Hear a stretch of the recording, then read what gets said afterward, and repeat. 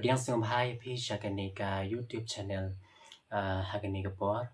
ti nung kong nang shop nga penpau ya kating singom ko bakraw ya ublay ubalong utray ba nong pen im jong hi su Chris ti kumbang ilatip ba ka junya sing samla kasi jantia Presbyterian Assembly kalapha ya kanika tim nagabanta jong uni usnem arajar arundriu kabaong kumne sumar yo pilong kasyarak balatap ya kabala pensyong rim naga gospel kajong ulukas kalanong ngabapra at kadkar kabakandriu bat ha kaju kapor kalapha ya kanika tim song nagabanta jong kanika youth Sunday arajar arundriu te yangin ya kanot lang yangin ya ruway lang ya kanika jong ruway ha kanika por ti ha kanika por yangin ya kanot shwa daga notes Do re mi re do don do re do la so so do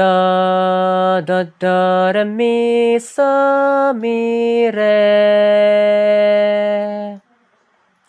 mi fa so la so mi re do re mi fa re mi so mi do re mi re do fa la so mi do re mi so la so mi do re mi re do fa la so mi do re mi so la so mi do re mi re do Gad basngi kipor kiyat reng gad ki jing kala jing stat ber te kala roy stet shisha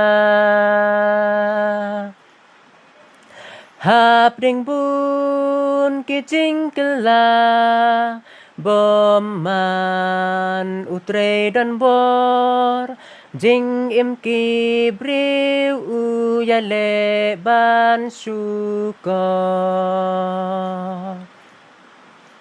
Jing maham ya ngi kalong ya jing shai ngim day ban tap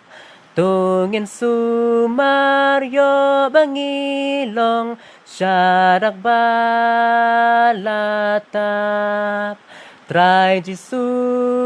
uong pilong Ka jing shai jong ka pertei